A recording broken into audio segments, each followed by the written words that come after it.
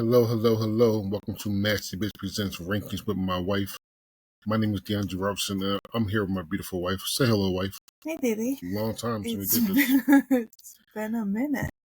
Yeah. Or a month. A long time. Happy birthday week. This is my birthday week. I'm not sure when I'm going to drop this episode, but it's my birthday week, so thank you. Yeah, we've been on hiatus for a little bit. Life is lifing for us. Mm-hmm. But we're back. Yep. We're going to finish the series that we were doing. We did last time you heard us was 1988. We're going to 1989 now.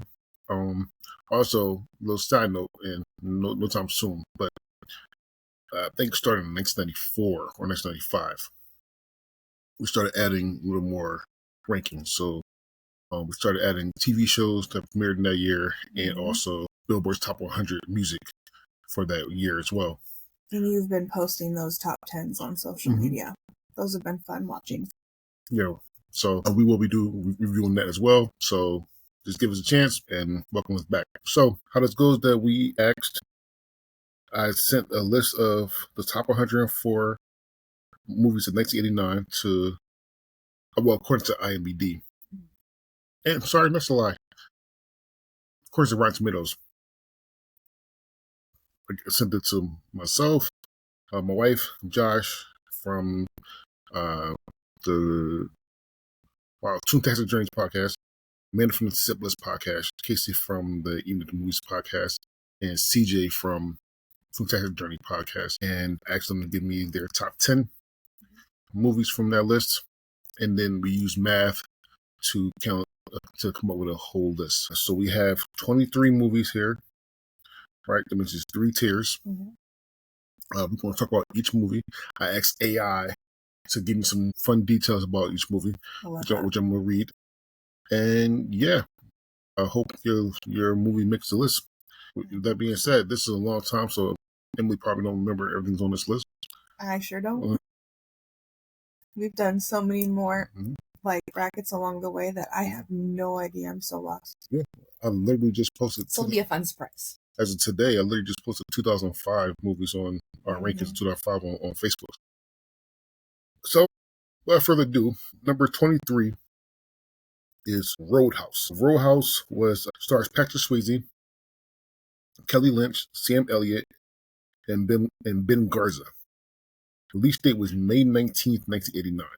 Toughest Nels bouncer is brought in to clean up a corrupt honky-tonk in a small Missouri town and ends up battling a powerful local crime lord. The budget for this was $15 million. $15 million budget. That's a big budget in 89, right? Yeah. It grossed $61.6 million. You can stream this movie on Max and on Amazon Prime. The 4 similar movies are Cobra, Above the Law, Point Break, and Roadhouse 2. You ever seen any of the movies? Not a one. I've seen Point Break. That's what Keanu Reeves.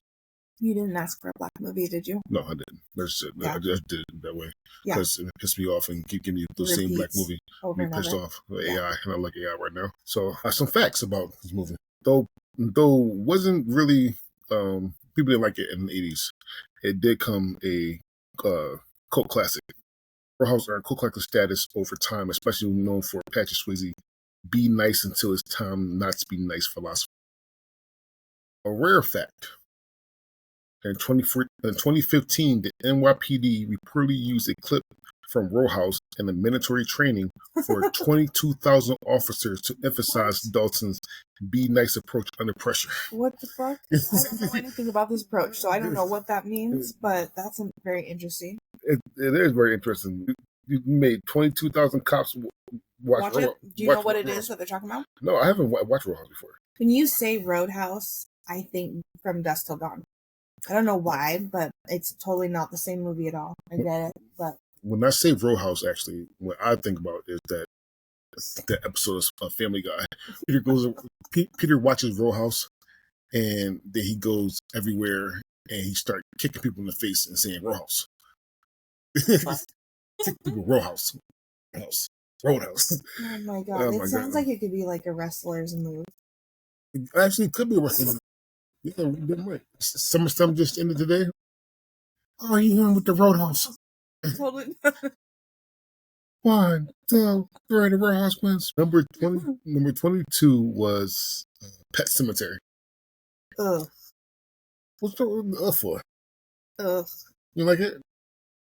All right, so I told you I right. don't want to do pets dying and stuff. I'm not. Right now, I tell you, tonight we have to watch one of these movies: Pet Sematary or Cujo. What's Cujo? Oh, Cujo it is. They're both horror movies about pets. Cujo is just a dog that just hunts people. Like, it sounds familiar. Cujo does sound familiar. I will show you the trailer of Cujo. All right. All right.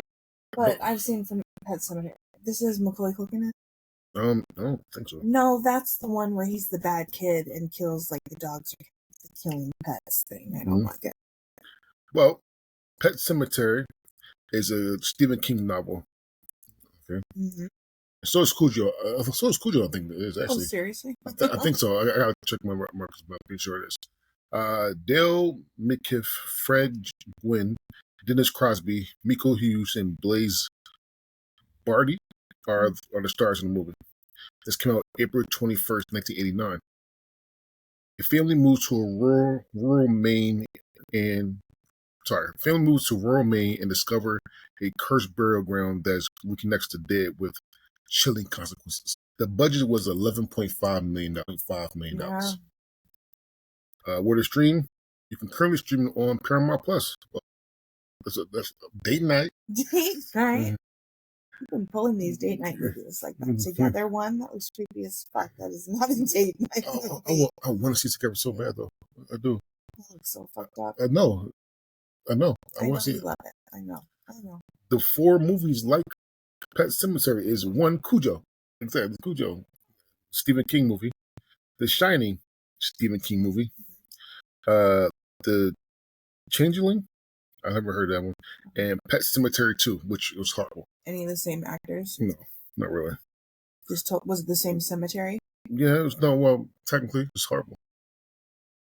But it wasn't like a different Pet Cemetery, like a different cemetery in a different. No, it was technically both because they kept going back and forth in different states. So a fact about this: Stephen King wrote the screenplay to align with the film be shot entirely in Maine. He also appears with a cameo as the funeral minister. Oh. Another rare fact: the character of Zelda, Rachel's dead sister, is actually portrayed by a man. Director Mary Lambert believes a 13-year-old girl shouldn't be as unsettled. Yeah, she was. Damn, she actually looked like a girl too. Oh, okay. I didn't know that part, but I don't remember this vividly at all. I blocked it. All in all, it's not a bad horror movie. It's not one of the movies that it will like that wasn't on your list. People remember, and I don't think so. I'm not gonna lie, I'm in my top 10. Have you seen it more than once? No, maybe 1.5.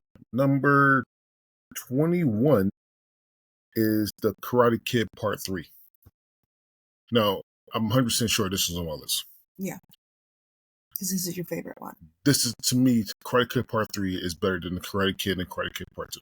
Especially Karate Kid Part 2. However, though, and I'm saying Karate Kid Part 2 because the finishing move for Karate Kid Part 2 is fucking hard. Also, I'm a big fan of the next Karate Kid and the Karate Kid with Jaden Smith can eat a dick because that show's hard. Although I didn't see the one that just came out this year yet, so I need to see that one. Is Jaden Smith in it? I really fucking hope not. Anyway, so the stars is Ralph Macchio, Pat Morita, Robin Levy, Thomas Ian Griffin, and Sean Cannon. This came out June 30th, 1989. Daniel Mr. Miyagi faces a vengeful adversary, Terry Silver, who enlists a ruthless fighter to undermine them and sabotage their dojo. This had a $12.5 million budget and made $38.9 million. You can currently stream it on Netflix. Similar movies and TV shows, all Karate Kids, things I just said. So, the Karate Kid Part 2, Cobra Kai was a TV show, and the next Karate Kid. They didn't even try to venture out. AI got really lazy. Some facts about Karate Kid. Karate Kid Part 3 is the lowest grossing and least critically acclaimed installment in the trilogy. Holds a 15% on Rotten Tomatoes score and only made 38.9 worldwide. To me, this is the best one. Fuck Rotten Tomatoes, because a lot of good movies that they say that they're not good.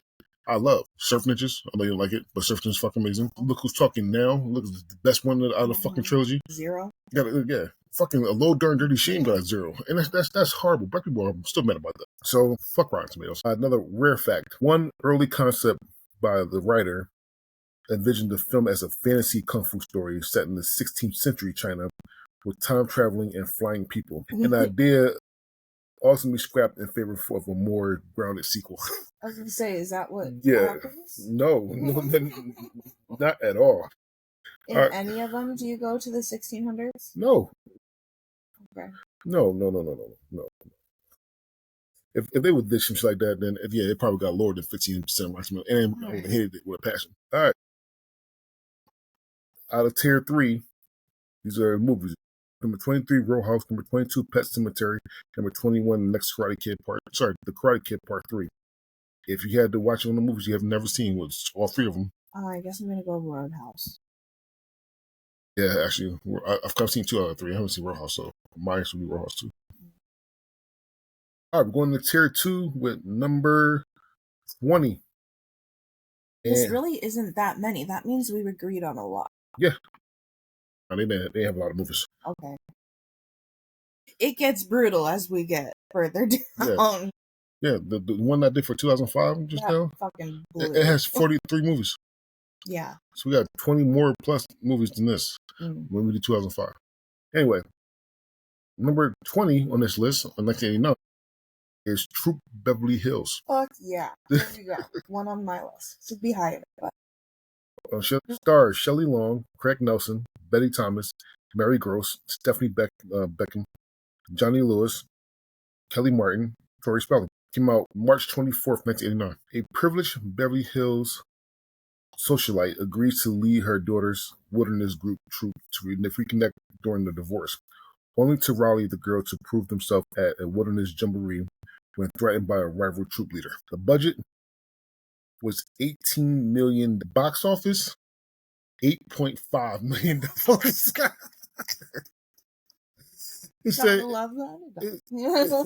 it earned less than half its production budget. Where to stream? Available to rent and buy on Amazon, Apple TV, Fandango at Home, Microsoft. 4 similar movies are Camp Nowhere, Family Values, Private Benjamin, Girls Just Want to Have Fun. I haven't seen that. So Adam Family Values and Girls Just Had Fun. Girls Just Want to Have Fun. Can you see the similarities in the movies? Not really. It says that Adam Family Values dark family comedy with a strong character and satire. That's why they have that. And then it says Girls Just Want to Have Fun. Girls embracing their individuality and friendship and lighthearted comedy. That's why they said that. A couple facts. Through critically dismissed at release, Troop Beverly Hills became a cult classic celebrated for its feminist message and 1980s fashion sensibility. A rare fact. Carla Guno, playing China Barnfield, lied about her age to secure her role on the film. Lied about her youth to appear older on set. This first time I did this was Reddit reflections. Many fans feel strongly about the film's charming energy and Shelley Long's charisma. And that's from Reddit. All right, tell me about this. Wanted to be on Troop Beverly Hills. Like, the ending part of the movie when they're going through the woods on this, like, it's capture the flag type deal, but through the woods, gotta go over the bridge, gotta do all these things, and, like, outsmart the other teams and stuff. Like, that looks so fun. But could you really do that in any? Yeah, well, see, I wasn't a Girl Scout, I was a brownie, and we really didn't do shit. So I don't know if that was a thing that Girl Scouts did, but, like, coming from a small town, we had, like, one, troop. So, like, what it would be like to have, like, a bunch of troops and go to, like, some type of meet like this. It just always looked really fun. But, yeah, it starts out with super, rich, white, privileged, just spoiled brats going through a divorce and just... But the camp brings it to a different level, and that was the fun part. Okay. All right. Number 19 is Indiana Jones and the Last Crusade. Stars are Harrison Ford, Sean Connery, Allison Duddy, and River Phoenix. This came out May 24th, 1989. Indiana Jones embarked on an international adventure to rescue his kidnapped father and locate the Holy Grail while battling the Nazis across Europe and the Middle East. The budget was $48 million. Big budget. Gross, $74.2 million. Wait, what is it? 74? $474 million. That's how much it grossed off that budget. Wild. Wild. Wild. All right. Where to stream, you can stream it on Paramount Plus. Have you seen it? I've seen it. Always. Have you seen like all of this series of Indiana Jones? No, and I'm not the biggest Indiana Jones fan. Love the ride. The ride was fun. I remember going on it, and I don't know that I've ever seen a movie. I mean, other than the part where like the ball is rolling after him. That's not this one. Oh, see, so I don't know. That's Raiders of the Lost Ark. Yeah, however, though some of the movies, I again did not go too deep in this one. We got Raiders of the Lost Ark, which is Indiana Jones. Okay. We have Indiana Jones and Temple of Doom, or it's the Temple of Doom. I'm pretty sure it's Raiders, but it might be Temple of Doom too. Anyway, Indiana Jones and Temple of Doom, Romancing the Stone. I don't know that one either. And The Mummy. I think I have seen The Mummy. Which I can see some of the parts of The Mummy in this. I can see Mummy. What about like National Treasure-ish, like going through that kind of stuff? That's a really good comparison. But no, actually, that's a spot on the comparison. Kind of true. Really? Yeah. And Disney, hurry the fuck up with the third one. I want to see more National Treasure. Me too. I like National Treasure. Facts. It became the highest grossing film worldwide in 1989 and won the Academy Award for Best Sound Effects while also earning nominations for Best Original Score and Best Sound. Rare fact. The pigeon flock used in Henry Jones Sr.'s Nazi plane crash scene was actually trained pigeons hidden under a sheet and white feathers added, not seagulls, and many seagulls in the shot are cutouts. I don't have any idea what this is referring to. You remember this particular part? No. However, though, I do remember the Big Bang Theory. What is that? The episode of Big Bang Theory. Okay. Where Amy told Sheldon that she ruined the movie for Sheldon because Indiana Jones has nothing to do with the movie, which is correct. Indiana Jones, if it wasn't the movie, the Nazis, what happens at the end, the Nazis find what they're looking for, and it melts their body. Even if Indiana Jones didn't show them where it was, it was still with them. They would still found it, and would have melted their body. So didn't even need them. Didn't even need it. Yeah. And there's like a bunch of these, right? Oh yeah. Crystal Skull, another one, and then another one came out after that. So I wonder if these are things that like you're into. He could be. Okay. Number 18 is Lethal Weapon 2. I'm pretty sure this is on my list. Mel Gibson, Danny Glover, Joe Pesci. Came out July 7th, 1989. Riggs and Murtaugh protect the federal witness while battling corrupt South African diplomats. The budget was $30 million. Box office was $227 million. Nice. All right. You can watch it on Amazon. Available on via subscription on Amazon Prime, Apple TV. Similar movies. 48 Hours, which I'm pretty sure all these are just buddy cop movies. So what I say. So 48 Hours. Die Hard 2 was technically about buddy cop movie. Red Heat. I haven't watched Red Heat before, so I'm and another 40 Hours, which I saw, which is another buddy cop movie. Riggs and Murtaugh action comedy chemistry and the introduction of Joe Pesci made Lethal Weapon 2 a standout sequel and favorite among the franchise cast and fans alike. Personally, I'm a bigger fan of 4.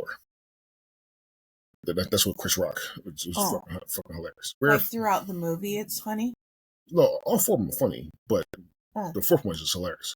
This is my gun. This is my badge. That's great.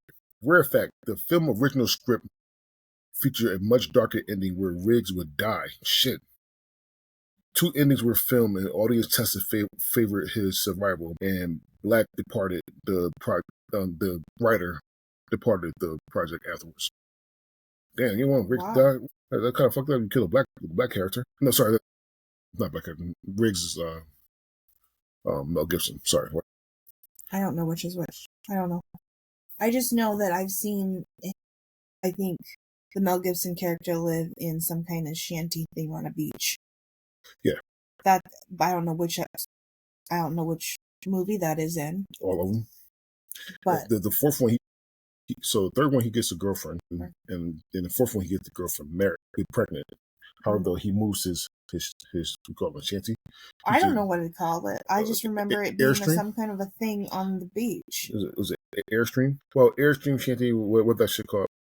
He moves next to the girl's beach house, so it can be connected. And then in the fourth one, she's pregnant, and then they get married. One thing I remember about the second one is that he's about to die. Riggs, no, Murtaugh, sorry, Murtaugh's about to die. Somebody put a bomb. Is Murtaugh clever? Yeah, somebody put a bomb on the bottom of his toilet seat. So, yeah, so if he got up, his ass he's gonna blow his ass up, literally. But Riggs just stood there, wasn't going nowhere, and they saved each other by falling into the bathroom tub. Like it's weird to say it out loud. No, not say it. Weird to say it out loud, but that's what happened. They fell into the bathroom tub. All right. Huh. Yeah. And that's this one? I'm pretty sure that's the second or third one, but I'm pretty sure it's the second one, though. Okay. All right. So, number 17 is still Magnolias. Get your tissue ready. Sally Fields, Dolly Parton, Shirley MacLaine, Julia Roberts, Dylan McDermott, Sam Shepard. The movie release date was November 15th, 1989. In a Louisiana town, 6 women across generations blend together in a beautiful salon. Oh my God, I can't even say the word. Beautifully and navigate through laughter, grief, life's joys, and tragedy. The budget was $15 million. The gross was $96.8 million. At least they didn't lose the electric. Right. You can stream this on Max right now. And the 4 similar movies. This one, I know it's one of your movies. So if you have to pick like 4 similar movies you've ever seen, what would it be? I mean, this is a fucking sad movie. I don't know. This is a sad movie, and it makes me think of Stepmom, which is another fucking sad movie. I'm trying to think of another one with a large cast that's around some kind of sad event, and I think, I don't know, maybe the one with when they're young and then they end, and the older ones. It's like Now and Then. Okay. Maybe. I'm just trying to think the ones that made me like emotional. Like this is every time hits me so hard. Well, the 4 movies, I said it was similar, are Fried Green Tomatoes. I don't know that one that well. Fried Green Tomatoes? Mm-hmm. I've seen Mystic Pizza. A Southern woman bonding through hardship and laughter. Beaches. Longtime female friendship, weathering loss and change. Terms of endearment. A mother-daughter drama blending humor and heartbreak. And The Best Erotic Marigold Hotel. Ensembles of older women supporting each other through life's transitions. Still, Magnolia grossing nearly $97 million worldwide and earned Julia Roberts her first Oscar nomination, plus a Golden Globe win, making it one of the 1989 most successful dramas. Rare fact, the funeral scene of Shelby was filmed in one single take. And actress Dolly Parton reportedly told the director, after being recommended for acting, that she wouldn't be a Hollywood star. He said no, but if you do your job to make me look like that, I can. She said that to him. So yeah, tell me about Still Magnolias. It's just it's about a lot about a wedding and neighbors fighting and small town feel and all this drama that goes on, and I forget the year that it's placed in, but it's more old school, and I think it's some southern thing, but super sad.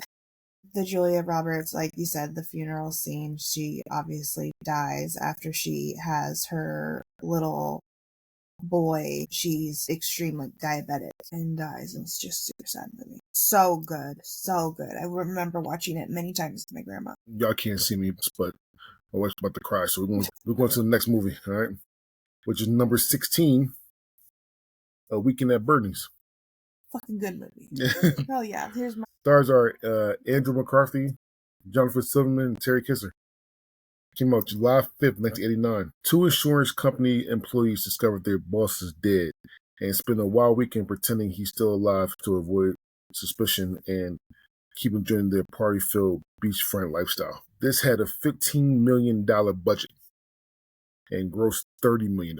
the words I just do not make that much money, but they're so fucking good. It is now streaming on Hulu.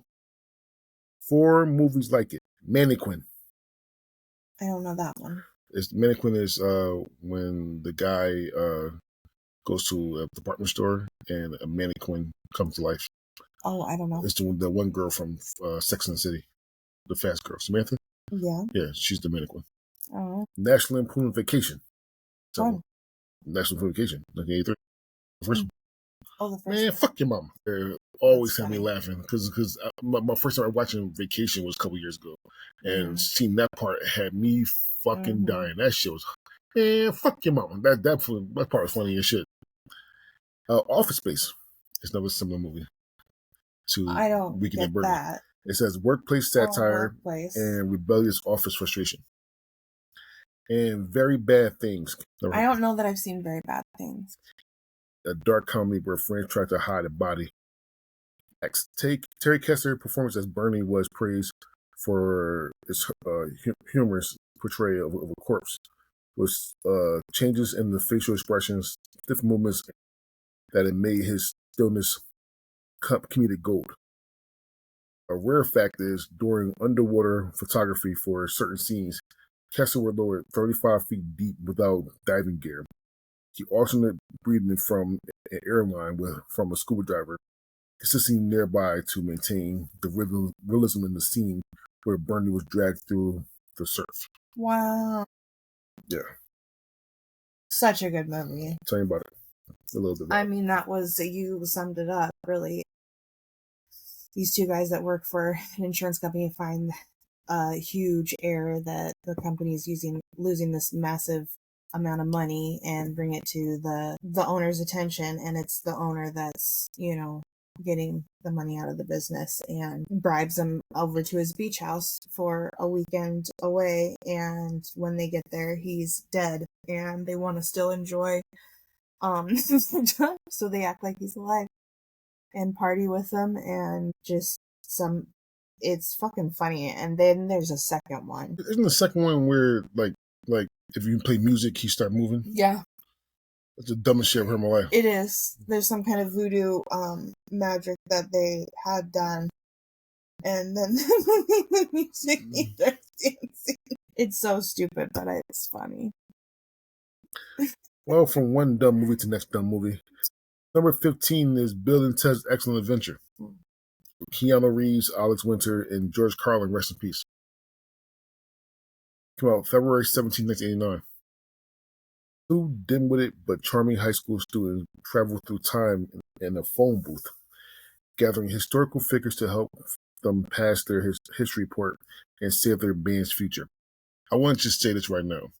After hearing this summary and hearing fucking Weekend at Bernie's summary, I'm starting to agree with Kendra what she says about the 80s.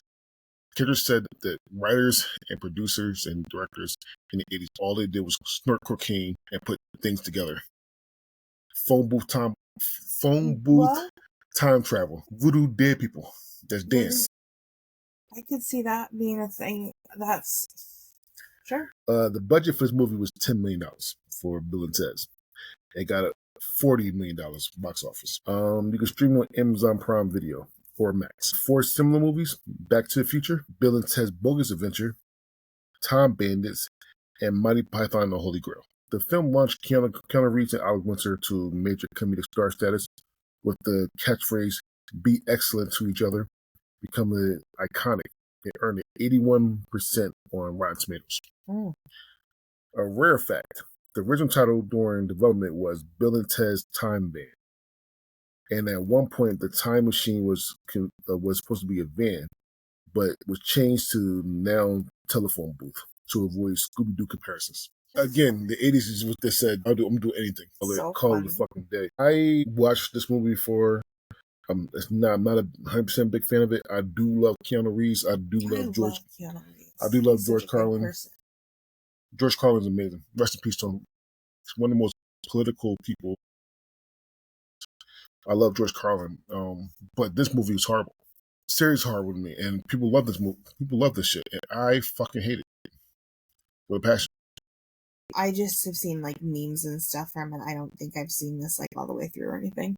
But I do love Keanu Reeves and the person that he is. All right, number 14 is Do the Right Thing. Spike Lee, Ruby Dee, Samuel Jackson, Martin Lawrence, Rosie Perez. The release date was May 19, 1989. On one of the hottest days of the year in Brooklyn, simmering racial tension between a black neighborhood and Italian-American pizza owners and a Korean immigrant escalate into tragedy. The budget was $6.2 million. Box office, $27.5 million. Domestic, $9.7 million. International, which means it got $37.3 million worldwide. You can stream it on Netflix. And the 4 movies like it, She Gotta Have It, which is a really good movie. Fruitvale Station, which I'm afraid to watch with you because I know you're going to cry hard as hell. Crash, which is an unbelievable fucking movie. And Get Out, which is another good movie. Yeah, Fruitvale Station, I know I'm going to watch it with you one day. Yeah. And I know for a fact that you're going to bawl your eyes out there in that movie. We haven't really talked about that one before because I really don't have that on the list. Yeah, but we probably should. Yeah. It's with what's his face from Sinners, one of his first movies. Michael B. Jordan. And yeah, I know you for a fact you're gonna cry. You're hard. You know, so just give you a fair warning. Facts: the film earned an Oscar nomination for Best Original Screenplay and Best Supporting Actor, and was selected in 1999 for the U.S. Library of Congress. Was this his first movie? That was his first director movie. Yeah. I just watched. Is this like one of the first movies like before like all of the classics came out? Like what classics? There were classics before this movie. Like Boys in the Hood and all of those. So like this one kind of was like first. It did come out before Boys in the Hood. It did come out before, for instance, like all the Hood movies. Yeah. Yes, this came out before those Hood movies. But there was another Hood movie called oh my God, 1970. This is a black classic. 70. No, this is 89. Yeah, I know, but there's a 79. Probably the first Hood movie of all time. 1970. Oh, now I'm gonna be mad as hell. Tell the movie. I'm not sure. I was just watching that thing on, was it Peacock or something, that Black Pop, and watching like the movies one, and that this was one of the earlier movies, and that it was from, I believe, Spike's first. Yeah, this was Spike Lee's first movie, the first Hood movie. To me, I looked this up, and not counting like the black exploitation movies. Right, it's Coolie High. Was Coolie High. I do think they even mentioned that one in there.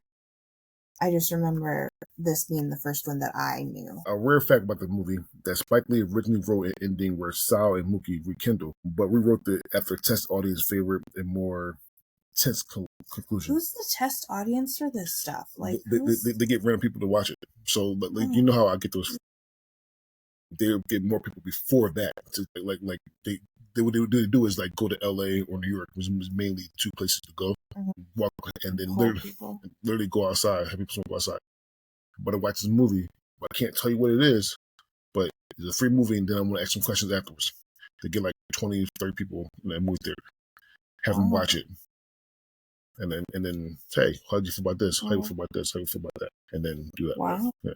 This is on my list. I know that for a fact. I don't know. I'm pretty sure it was on my list. I don't know what my list is right now, but I know for a fact this is on my list. This is an amazing black movie. You can see Rosie Perez titties in this, so it was great as well. Although I didn't like her dance sequence in the beginning. She's taking this too hard, like way too hard. Like it seemed like she was fighting. Actually, she just getting that shit in. So that's so funny. So all in all, it's a good movie. Samuel Jackson's one for like noticeable roles in Samuel Jackson. One of Martin Lawrence most notable roles. But Reddy Raheem is a classic character in black cinema. Yeah, it's just a really good fucking movie. Number 13, Look Who's Talking. John Travolta, Christy Alley, and Bruce Willis. August 13, 1989. A baby narrates the story of his single mother who navigates dating, romance, and finding a stable father figure, with bonus comedic voiceovers by Bruce Willis. The budget was $7.5 million. The gross was $297 million worldwide. The fourth highest grossing film in 1989. You can stream it on Netflix. Mm-hmm. And the four similar movies are 3 Men and a Baby, Look Who's Talking To, of course, Mrs. Doubtfire, and Big. So, a fact, Look Who's Talking unexpectedly relaunched John Travolta's film career and earned the People's Choice Award for Favorite Comedy Motion Picture in 1989.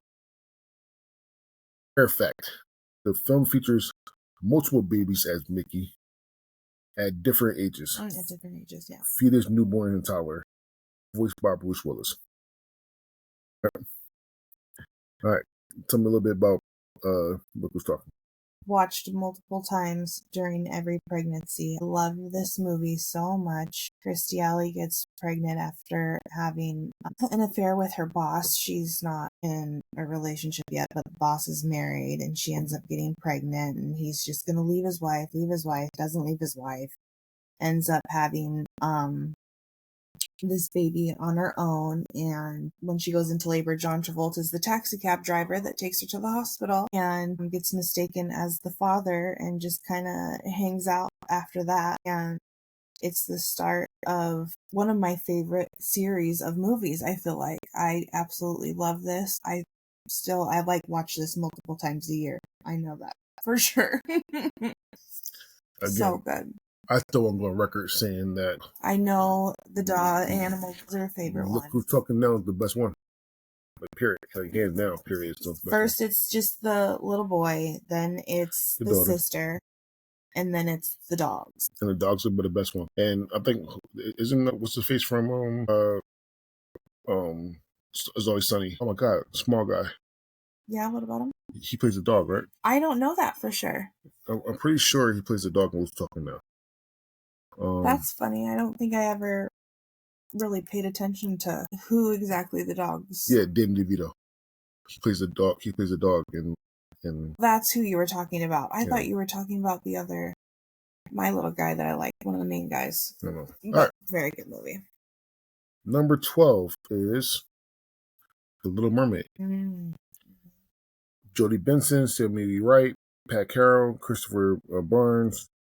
It was released on November 17, 1989. Then re-released in 1997, 2017, and 2020.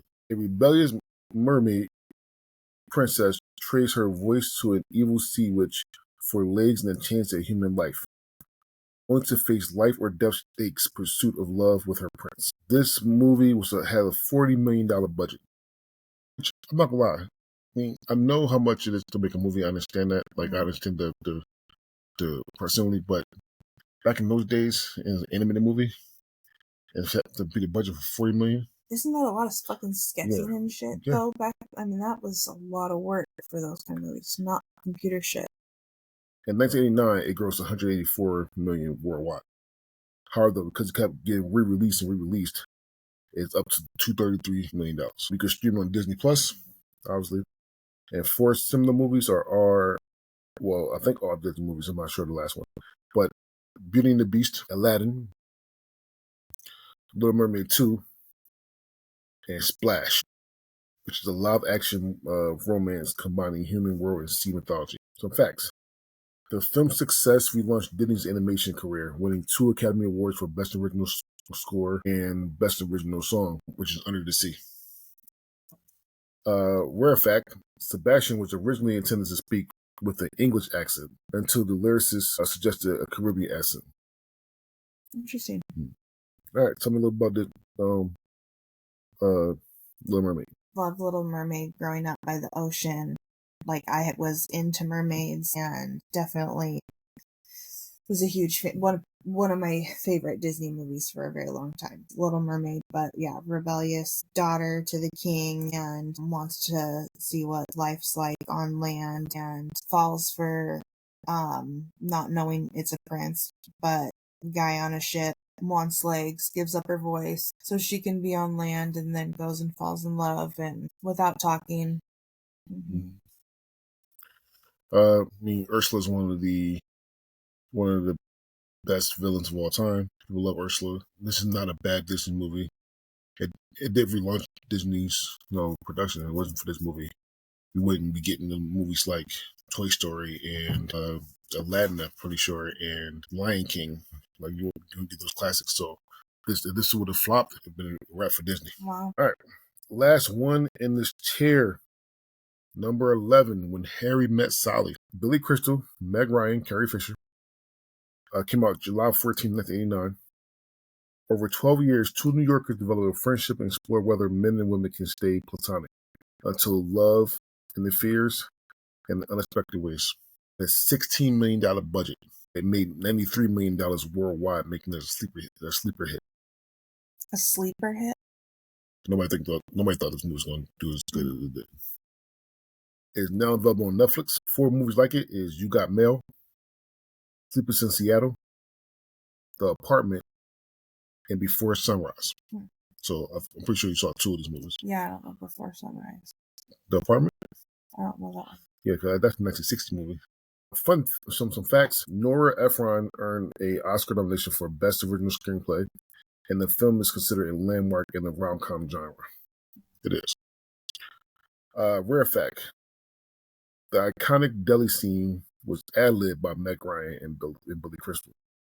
She emphasized the orgasm idea, and Crystal created the famous line, "I have what she having." Yeah, everybody knows that scene. Women don't fake. I know when women fake orgasm. No, no fake orgasm. Huh. Okay. Yes. Yes. Yes. Yes. Oh my God, yes. Oh, and then someone else. The girl's like, "That's what I have she having." I haven't seen this movie. I have. This is one of Harvey's. Yeah, for I Harvey's. know. You cannot tell him that this is not a good movie. It's not a bad movie. It's not a movie I'll go back to again. But it's not a bad movie like whatsoever. Mm-hmm. Just not on my to-do list. So, second tier is Troop Beverly Hills, Indiana Jones, and The Last Crusade, Lethal Weapon 2, Steel Magnolias, Weekend at Bernie's, Bill and Ted Excellent Adventure, Do the Right Thing, Look Who's Talking, The Little Mermaid, and When Harry Met Sally. Those movies, movie you haven't seen. I mean, probably When Harry Met Sally. I think you actually love When Harry Met Sally. Yeah, that's one that I've heard over and over again and have not seen. I've actually seen all these movies. Yeah, so I don't think you've seen The Hillbillies or Troop Beverly Hills. That's not in this tier. Oh, really? Oh no, it's on this tier. Troop Beverly Hills. I haven't seen all the movies. However, though, because I don't remember Still Magnolias, I probably watched Still Magnolias. You don't remember it? I don't remember all of it. I know she died from diabetes. I just don't remember the up to the death. So the cake that looks like an armadillo and stuff. I don't remember all of it. Yeah. And Crazy Ass Neighbors. Such a good movie. And anything that will make me not watch True Beverly Hills. The ending wouldn't make you watch it? I will watch these movies 4 times over before I watch True Beverly Hills. Maybe that'll have to be a bet. Maybe that's one of those that I can only get you to do. All right, we're on our last tier. The first tier. That had a lot of mine on it. Yeah. A lot. Yeah. Let's get to it. Number 10 is Major League. Major League is Tom Berenger, Charlie Sheen, Wesley Snipes, Rene Russo. Came out April 7, 1989. A scheming new owner tries to tank the Cleveland Indians, which again, I don't want to say it like that, but that's what his name was. So she can move the team. But her awful roster becomes a winning club and lovable underdogs. This had $11 million box office. Sorry. $11 million budget and a $49.8 million box office. I'm so surprised it wasn't more. Me too, actually, kind of true. Like, that had a massive cast. You can watch it on Fubo TV and Paramount Plus. And 4 movies like it: Bull Durham, Cool Runnings, The Rookie, and Caddyshack. Who those I've seen? Cool Runnings and Caddyshack? Caddyshack and the one before that. The Rookie. You ever seen Cool Runnings? Feel the rhythm for the round. Jamaican Bobsled team. Oh my god! Oh, like parts of it, but I haven't seen the whole thing. I was like, I fucked up. I fucked up then because you should watch. No, I haven't seen the whole thing. Facts. Major League debuted at #1 at the U.S. box office, and today holds an 83% Rotten Tomatoes score. Rare fact: the film was shot in Milwaukee Stadium, not Cleveland Stadium, and during filming, the crew gathered 27,000 local extras on particularly hot nights over 100 degrees to do the crowd filling scenes. Well, at least the extras so they get money for it. Because you don't give me some bread for that shit. You eat the dick backwards. I'm not coming out here. I'm not coming out here for that. Major League wasn't a bad movie. I was a big fan of this. It's hilarious. It's a good sports movie. People love it. It's definitely a classic. I don't have a problem with it being in the top 10. No. Not at all.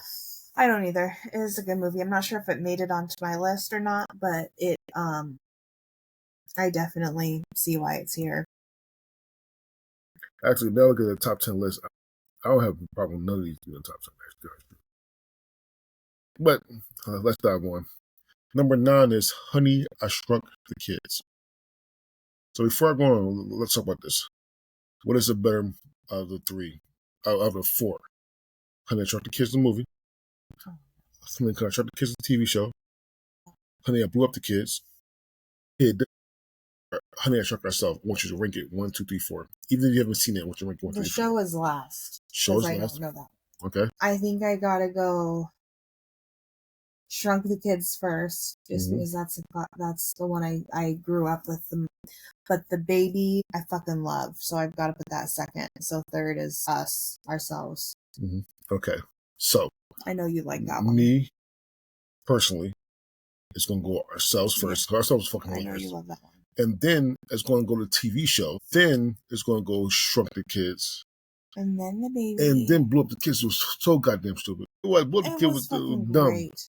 All right. It was so good. Okay. It was so good.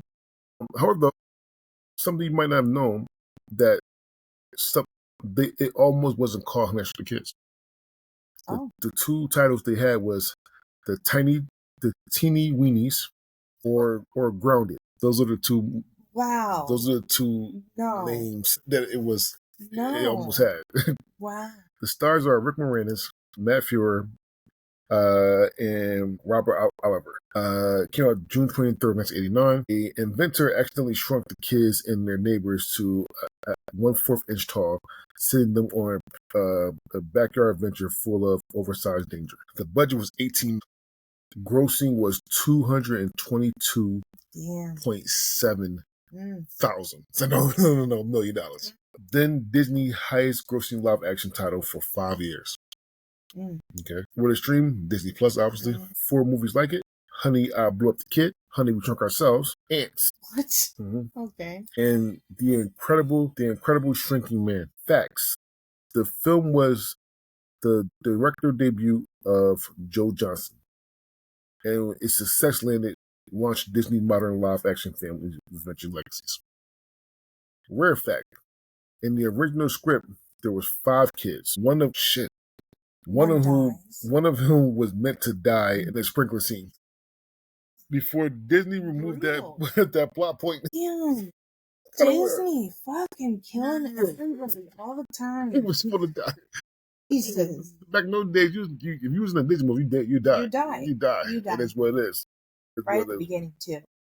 Oh, my God. All right, tell me a little bit about the Kids.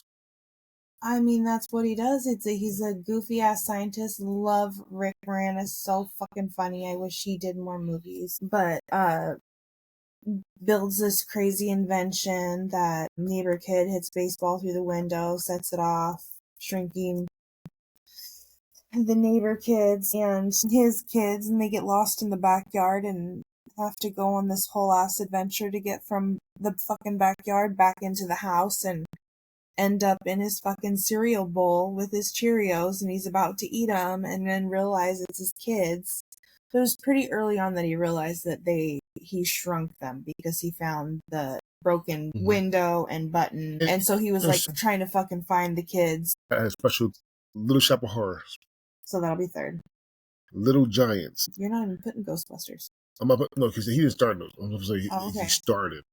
So we got Honey and Shrunk the Kids, Little Giants, Spaceballs, and Little Shop of Horrors. Flip the last two, and there you go. So, yeah, that's it.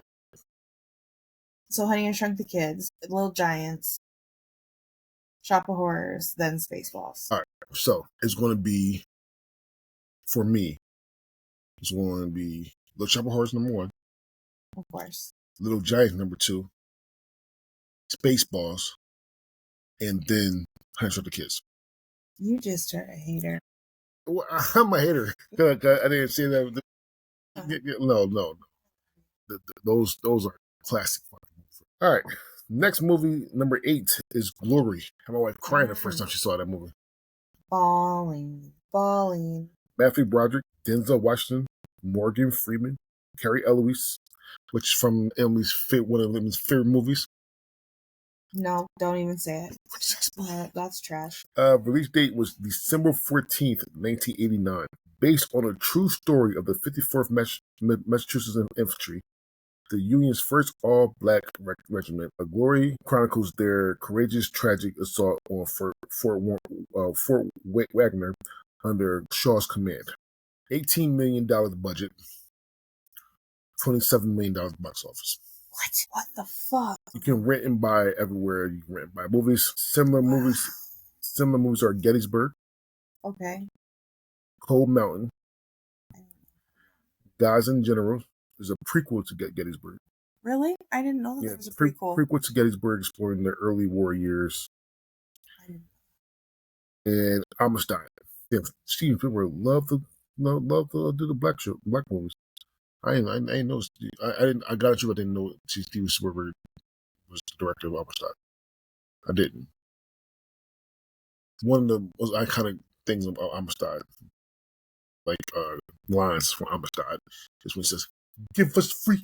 Oh, that's right. That's that one. Yes.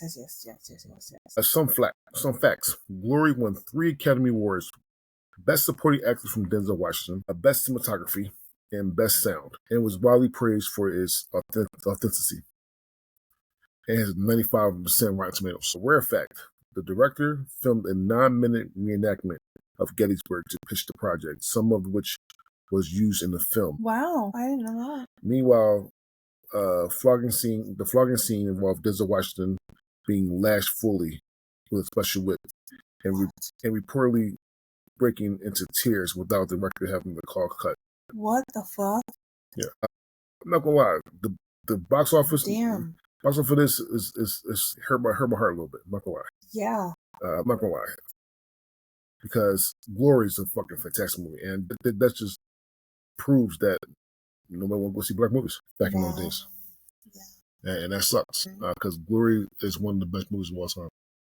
That is, to me, one of the best movies of all time. And kind of truth, I'm not gonna lie, I'm not sure where I had Glory on my list, but even at number 8 is kind of. It could have been higher. It probably should have been a little bit higher. Denzel Washington is amazing in this movie. Morgan Freeman is amazing in Matthew Broderick.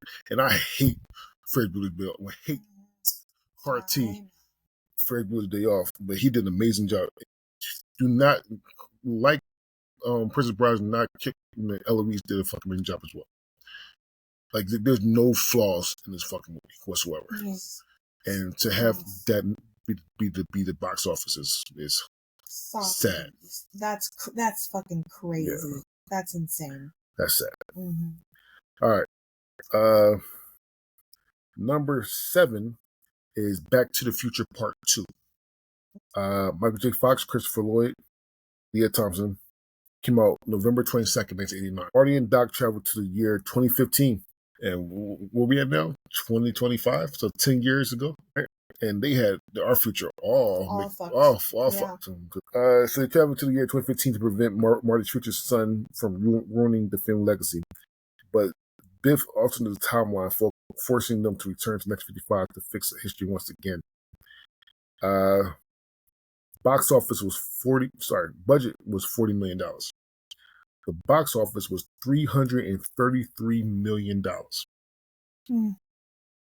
Where to stream? You stream on Peacock. In the four similar movies, well, actually not to give me this. But anyway, Back to the Future, Back to the Future 3, Bill and Ted Excellent Adventure, and Time After Time, which technically AI is doing it right because the movie wasn't in these. It was just part of the list. So, all right. But yeah. Facts. The film was the third highest grossing movie in 1989 and received an Oscar nomination for Best Visual Effects. A rare fact that Zimsky and Gale filmed Part 2 and Part 3 back to back of the franchise, building both sets, getting the combined $80 million budget among the earliest large-scale dual production efforts in Hollywood. Wow. That's interesting to me. I wonder what that makes me curious about dual production. I had not heard that word before. Mm-hmm. No, like that's very interesting though. I wonder what else was done like that. We can probably do a lot more research on it. Back to 52. I'm trying to figure out which my favorite one is Back to 53. That is my favorite one. But I'm trying to figure out if I wanted to say Back to 52 is better than Back to 51. One, because Back to 52, he made out with his mom. He was about to fuck his mom, so I'm not. That always scars me in my brain. It does. It really does, actually.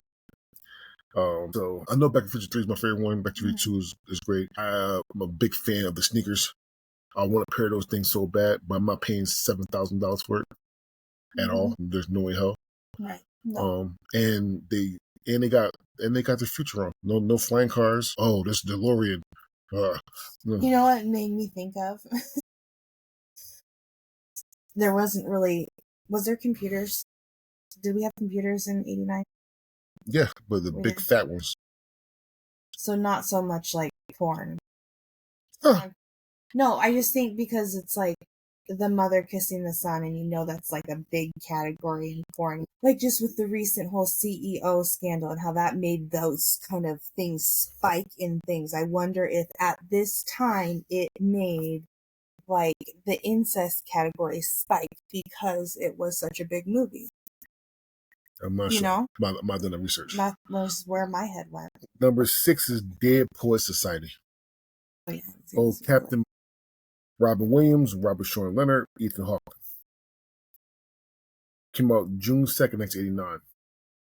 At an elite 1959 New England prep school, an unconventional English teacher inspires his students to defy tradition and seize the day. But their awakening leads to tragic consequences. This had a $16.4 million budget and had grossed $235.9 million, making the 5th highest grossing film in 1989. Where to stream? You can stream on Disney Plus and Hulu and Paramount Plus. 4 movies like it. Finding Forrester, and I love Finding Forrester. This just went on my list. Yeah, such a good fucking movie. I was gonna do that one, but then I did No Country for Old Men first. That's a good movie too. I know they were right next to each other on the list of the ones I needed to watch, and it could have been either one of those. Finding Forrester is one of Sean Connery's last movies. So, really, he stopped doing movies after the League of Extraordinary Gentlemen. The League of Extraordinary Gentlemen came out in 2003. So, he stopped doing movies. He said he just wasn't into it. Also, League of Extraordinary Gentlemen did horrible box office, and he just felt bad. But yeah, so some movies are Finding Forrester, The Emperor's Club, Mona Lisa's Smile, and Awakenings. Some facts. Dead Poets Society earned the Oscar for Best Original Screenplay. She nominations for Best Picture, Director, and Actor for Robin Williams. And still holds a 95% Rotten Tomatoes score. Rare fact, Laura Boyle had most of her scenes cut from the final film, even though credited, while Peter Weller originally filmed a dramatic reenactment sequence of the Battle of Gettysburg to serve as a pitch. Oh, they put some gory stuff in there, so I don't know why. Anyway, Dead Poet Society is an amazing movie. It's Robin Williams is not Robin Williams trying to be funny, even though he is funny at times in the movie.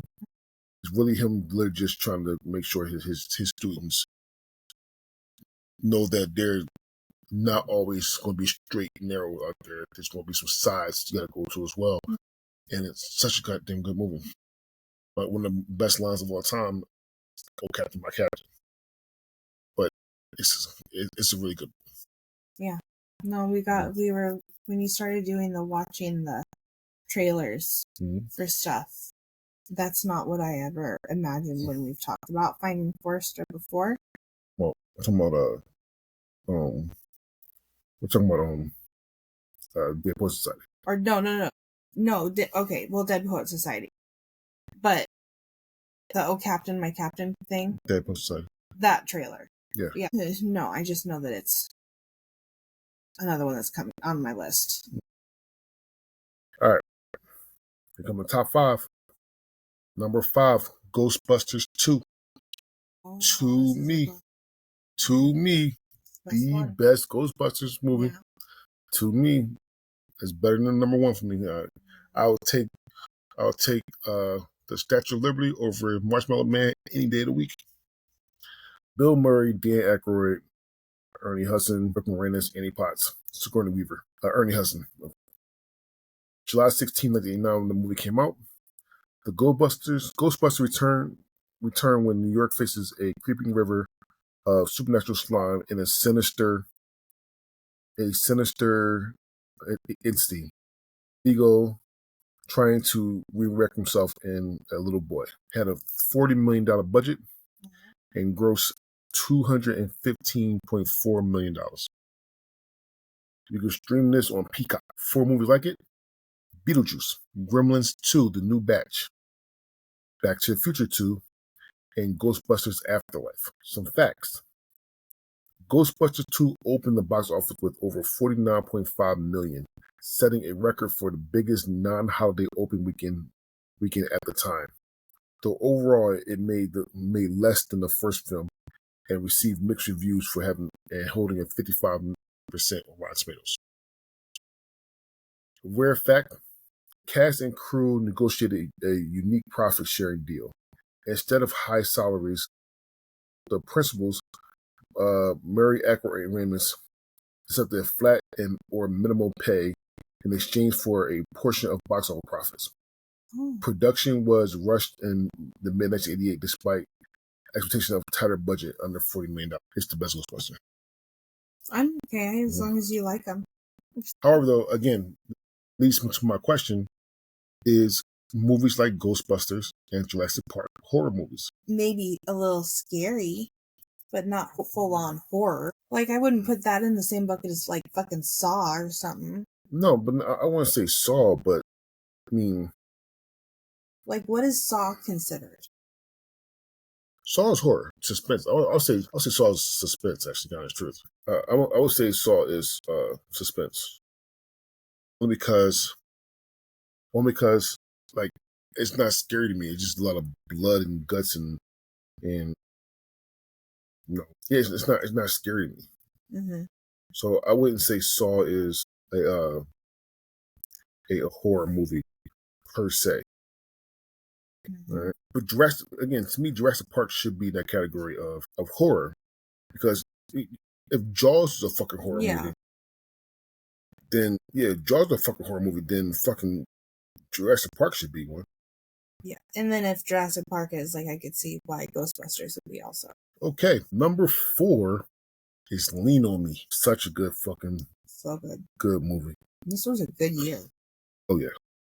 So number 4 is Lean on Me. The original, the title that it could have been was based on based on a real life story of Principal Joe Clark. That whole thing would have been the title. Damn. But the title references the main song, so they wouldn't make that. Morgan Freeman, Todd, Robin Burlett. It came out March 3rd, 1989. A defiant inner city high school principal returns to reclaim authority at Patterson's New Jersey East Side High.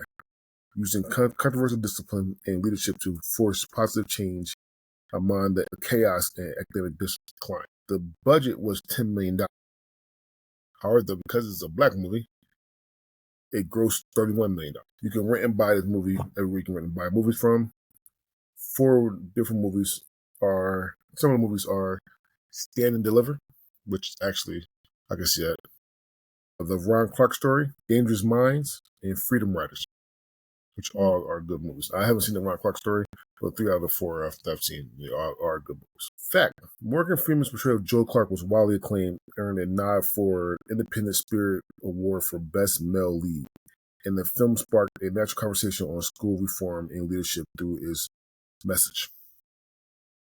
Rare fact, though the film dramatized major academic improvement, records show that Eastside High under Clark actually maintained some of the lowest rates in New Jersey, with one year as low as 24%.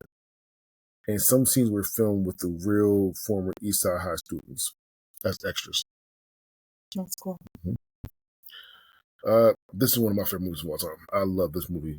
Like, I love this movie so goddamn much, and I can damn near almost quote the whole movie. Actually, that's true. I can almost quote the whole movie. I know this is your first time watching it with me. Mm-hmm. You've probably never heard of it before.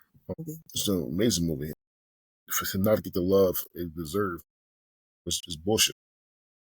Also, shout out to Morgan Freeman, because he did Glory and he was fucking busy with good movies. He did really good movies. All right. Number 3 is your my Joker, Batman. Your this Double Pebble White. Yeah, that Batman. The best one. Get out of your damn mind. I am ready for all and every type of smoke there is. Batman 1989 is amazing Batman. I'm not saying it's not whatsoever. However, it is not better than Dark Knight. And I'm ready for all... Dark Knight, no. Oh, yeah. No. I'm ready for all smoke. No, I wouldn't put it before Dark Knight, but I would definitely say, other than that, it's best. Oh, I got one movie better than that. Oh, yeah? Batman Killing Joke. And I know it's animated, but oh my god, that shit's fucking amazing. Yeah, Batman Killing Joke is fucking amazing. No, are you saying that's like the title of something? No, it's called Batman the Killing Joke. The Killing Joke? Mm-hmm. And it has a good Joker in there as well. Mark Hamill plays Joker in that movie. And again, it's animated, so but it's so goddamn good. It's one of the first R-rated animated Batman movies. Right, so goddamn good. So goddamn good. So, but anyway, Batman 1989, Michael Keaton, Jack Nicholson, Kim Basinger, Billy D. Williams, June 23rd, 1989. Gotham vigilante emerges to confront the Joker, who menaced the city with chaos and murders Bruce Wayne's parents, which is not the story from the comic books. This budget was $48 million. It grossed $411.6 million, making it one of the biggest hits in 1989. You can watch this on HBO Max. 4 similar movies is Batman Returns, Beetlejuice, The Dark Knight Returns, Part 1, which is an anime movie, and Joker. Some facts. Batman won an Academy Award for Best Art Direction, because it was actually a beautiful movie. And it held multiple box office records. Fastest to 100 million biggest non-holiday opening at the time. It helped polarize opening weekend success, and it has a 77% on Rotten Tomatoes. Rare fact, Robin Williams was offered the Joker role, but was used as bait to convince Jack Nicholson, you love this Batman. Yeah, and everybody, I love this Joker. I mean, I love Dark Knight too, but the scene where he goes in and gasses the restaurant and the art museum and everything, like, I have watched that scene over and over and over. I don't know how many times I've watched that scene. I absolutely love it. It's an amazing movie. It is, and from that era, I mean, I know you got all the Superman movies now, the Batman movie. It's one that's trying to build the best superhero movies in that era. It's such a good movie. I'm okay with it being number 3. Number 2 is controversial. Mind you, everybody in podcast land, that a lot of us are black. So just let you know. Number 2 is Harlem Nights. So good. Funny as fuck. As hell. Mm-hmm. I don't give a damn what Rotten Tomatoes says. Funny as shit. Eddie Murphy, Richard Pryor, Red Fox, Della Reese. All these bangers, Jasmine Guy, Arsenio Hall, like, oh my god, all these black bangers in this movie. Came out November 17, 1989. 1930s Harlem nightclub owner Sugar Ray and his adopted son Quick defend their speakeasy from mobsters and corrupt cops through schemes, swagger, and sharp wit. This had a $30 million budget and grossed $60 million. Big budget. And only grossed $60 million. Of course. Because, black movies. You can stream on Paramount Plus. 4 movies like it: The Cotton Club, The 5 Heartbeats, Ruthless People, and Boomerang. I've seen 2 out of the 4 of these movies. 5 Heartbeats is my favorite movie of all time, so obviously. And Boomerang is fucking amazing. Some facts. This was Eddie Murphy's only film as director to date. Oh, really? Despite its star-studded cast and record openings, critics like Roger Ebert and other critics cited it among the worst films in 1989. And it swept several Razzies, like Worst Picture, Director, and Screenplay. Worst? Razzies are the bad awards. Rare fact: on set, the legendary trio Murphy, Pryor, and Fox reportedly joked more among themselves than scripted line delivered. Eddie Murphy was said their off-camera camaraderie was funnier than the film itself. So the bloopers for this must have been just fucking shit. Additionally, Red Fox's role as Beanie was his final screen adaptation before his death. There was on-set tension from Pryor, who was secretly battling early-stage MS during film. This is my 3rd favorite movie of all time, and I can quote this movie over and over every fucking line. This is CJ's favorite movie of all time. This is number 1? Oh, yeah. I'm 100% sure this is number 1. Again, I don't know it all, but I'm pretty sure this is number 1. And it was a close battle between number 2 and the overall number 2, which is Harlem Nights, and the movie coming up by number 1. Super close. About 4 points. Damn. Only about 4 points. And I'm not really... Do I think that this number 1 should be number 1? But do my butt hurt about it? No. It's not like fucking Beverly Hills number 1. God, what a you are, though. Man, I get it. So yeah, I'm not mad at it. This is my third favorite movie of all time. I love this movie. I can quote this movie. And the fact that they didn't say, I need to make sure this is true, but it's only heard. Ray Fox was in debt. So they made this movie for him to get out of debt. Really? I mean, wow. It's one of the movies. It's one of the reasons why they made it as well. But Eddie Murphy wanted to help him out while helping himself out and being director as well. Wow. He said that he never direct again though. That was one time. Yeah, one-time thing. Number one is National Lampoon's Christmas Vacation. So good. Do I hate this movie? Fuck no. This is probably one of the best Christmas movies of all time. Just be honest. Do I think it's better than Harlem Nights? I do not think it's better than Harlem Nights at all. But being number 1, I'm okay with it being number 1. I'm definitely okay with being number 1. It's a good movie. All right. So, National Lampoon Christmas Vacation. Chevy Chase, Beverly D'Angelo, Randy Quaid. Release was on late November, early December. It didn't say me a date. Clark Griswold aims to create a picture-perfect family Christmas until disaster strikes again in the holiday-filled comedy of escalating chaos. This movie had a budget of $25 million and grossed $73 million. That's crazy. You can stream this on Hulu. Movies like it, they say it's Home Alone, Christmas with the Cranks, The Family Stone, and Jingle All the Way. And all those movies are Christmas movies. Fact, despite mixed reviews on release, Christmas Vacation became a holiday classic. Chevy Chase accidentally broke his finger punching a Santa decoration while filming and stayed in character in the shot used in the film. Rare fact: the squirrel chase featured an untrained squirrel that replaced a trained animal. Okay. Oh, and also the famed opening animated title sequence was one of only 3 major 1989 films to use that style, with True Beverly Hills and Honey I Shrunk the Kids. Wait, what do you mean? The animated series when they come up. Oh, like at the beginning of the movie? True Beverly Hills and Honey I Shrunk the Kids did that style as well. Interesting.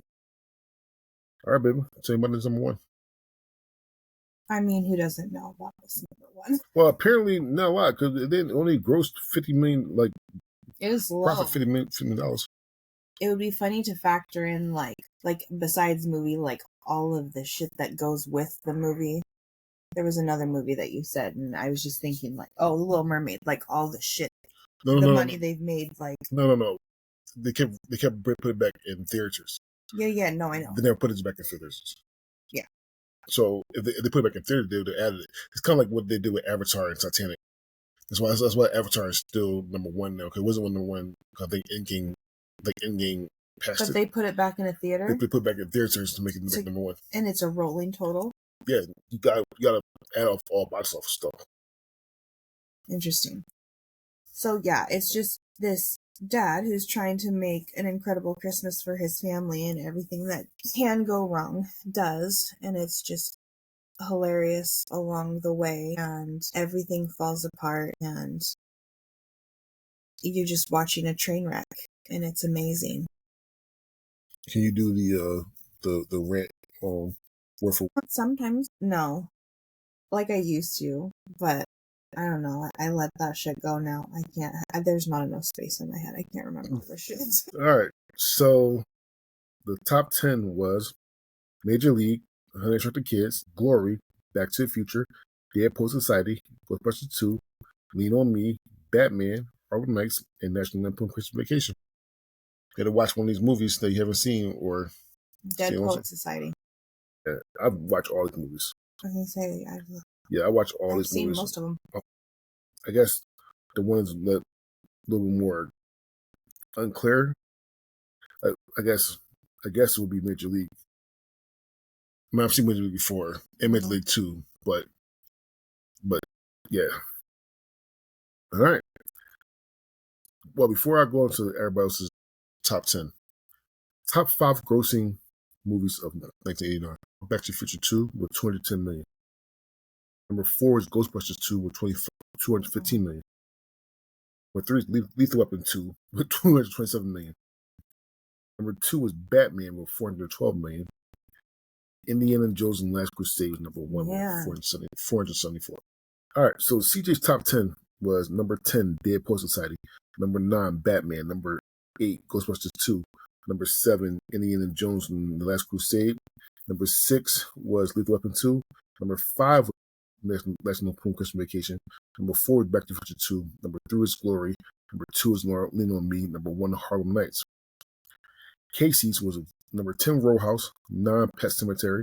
8, Lean on Me. 7, Major League. 6, Ghostbusters 2. 5, Harlem Nights. 4, When Harry Met Sally.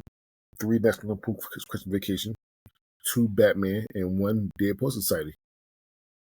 Amanda, Troop Beverly Hills, number 10. 9, Harlem Nights. 8, Batman. 7, Little Mermaid. 6, When Harry Met Sally. 5, Major League. 4, Lean on Me. 3, National Lampoon Christmas Vacation. 2, Ghostbusters 2. And 1, Dead Poet Society. Josh, number 10 was Major League. 9, Let Up in 2. 8, Little Mermaid. 7, Honey I Shrunk the Kids. 6, National Lampoon Christmas Vacation. 5, Bill and Ted Excellent Adventure. 4, Ghostbusters 2. 3, Back to the Future 2. 2, Harlem Nights. And 1, Batman. Emily, 10, Ghostbusters 2. 9, True Beverly Hills. 8, Lean on Me. 7, Batman. 6, Glory. 5, Still the Magnolias. 4, Weekend at Bernie's. 3, Honey I Shrunk the Kids. 2, Look Who's Talking. And 1, National Lampoon Christmas Vacation. Good list. God, what a good list. I'm actually surprised if Amanda didn't have Still Magnolias on her list. Okay. Number 1, 10 Batman, 9 Honey Shrunk the Kids, 8 The Karate Kid Part 3, 7 Back to the Future, 6 Ghostbusters 2, 5 National Lampoon Christmas Vacation, 4 Glory, 3 Do the Right Thing, 2 Lean on Me, and 1 Harlem Nights. This was a really good year for movies. Yeah. So our next show is going to be international shows. Oh, that's right. The thing you made me do. I threw a big ass fit over this. Yeah, you made me do this. Big ass and only fit. 4 people voted on this. Me, you, Josh, and CJ. That was it. So there's total how many? There's total of 25. Still. We didn't agree. We did not agree. So I'm going to give some hints from the first, all 3 tiers. A lot of animation. All 3 tiers. I want you to pick a number between 21 and 25. I'm going to say that number to that show. Ghost 2021. Pick a number between 20 and 11. 11. Lupin. Fuck yeah, I love Lupin. And 1 through 10. 3. Alice in Borderland. So you have to stay tuned to see what other international shows we have on there. Yeah, it's going to be good. All right. That being said, I'm glad to be back. Me too, baby. And say goodbye, baby. Well, kicking off your birthday week countdown, I am very excited to be back.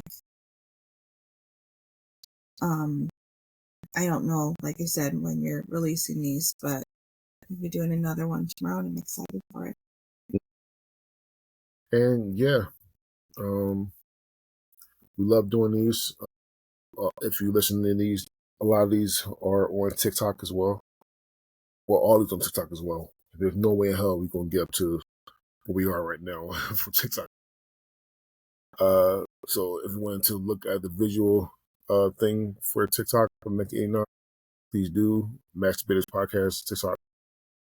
And please, yes, keep listening, supporting. We'll put out more stuff. My name is DeAndre Robinson, and we